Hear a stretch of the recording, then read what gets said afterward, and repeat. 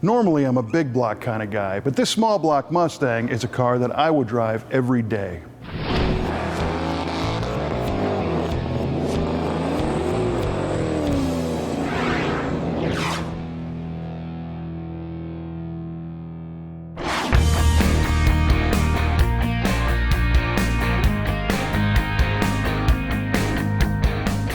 The insanely popular Ford Mustang received a redesign for 1967, and although it looked similar to the first generation car, the car was lengthened, widened, and updated with more aggressive styling, including a concave rear panel and new taillights in the back, all the way up to a larger and wider grille opening in the front. It was obviously still a Mustang, but now the legendary design elements from America's pony car were all evolving nicely. This car rides on what Ford called a platform chassis design. It's not a body on a frame or a unibody design. It starts with two boxed side rails that are attached to the floor, and then a couple of cross members tie those together, and then the whole body sits on top of that.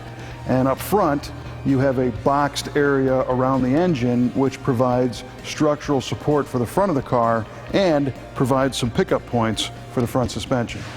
At first glance, our feature car appears to be a black convertible GT model with black interior, just one of the 472,000 plus Mustangs built for 1967.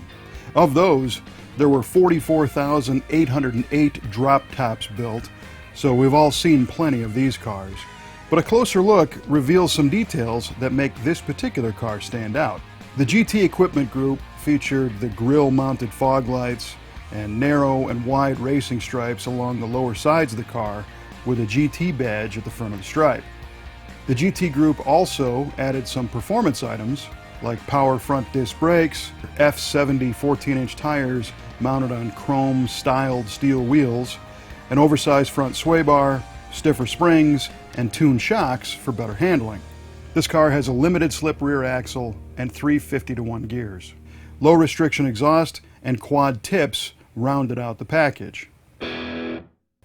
When we pop the hood on this car, we're greeted with a chrome air cleaner lid with a 289 high performance sticker on it, but those can be bought at any Mustang reproduction parts supply shop.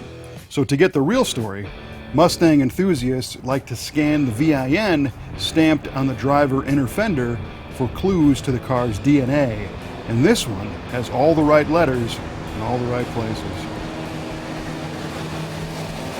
For example, the letter K in the 5th position reveals that this car came from the factory with the 271 horsepower 289 high performance V8, and also means that this car is one of only 50 K-code convertibles ever built.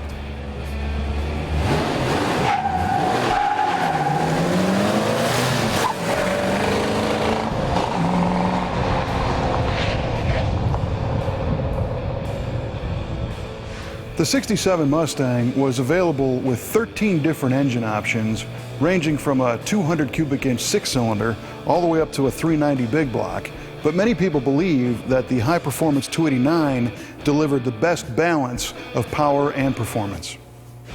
The Hypo 289 was a hot item, with all kinds of thoughtful performance parts installed from the factory. From the top, we see the chrome air filter housing sitting atop a specially calibrated 4-barrel carburetor. The painted intake manifold is a standard cast iron 289 piece, but it's bolted to Hypo cylinder heads, which featured screw-in rocker studs and special valve spring cups to keep the valve train stable at high RPM. A special cam with solid lifters was chosen.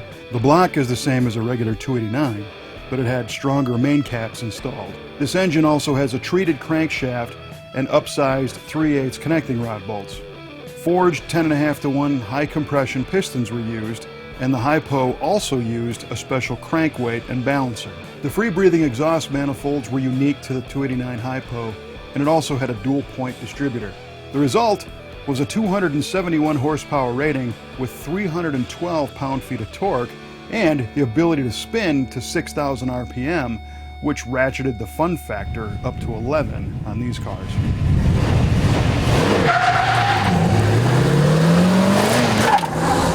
Inside the car, we find a black deluxe interior with bucket seats, a sleek full-length console with a garage door-like storage compartment, the 4-speed shifter, and an AM radio. The gauges include a 150 mile-an-hour speedometer and an 8,000 RPM tach, which are visible through that handsome wood steering wheel. And we dig the striped floor mats as well. When dealing with these low-production muscle cars, it's important to have some documentation on the car to prove that it is what it is.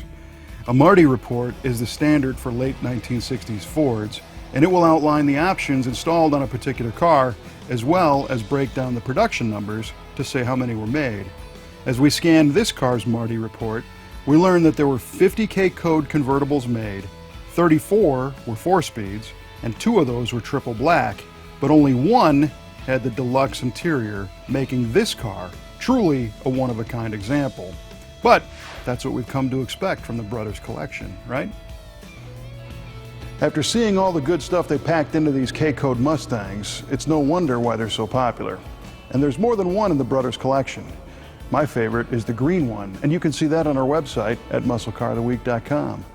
Special thanks to the Brothers collection for letting us play with these cars, and we will see you next time on Muscle Car of the Week.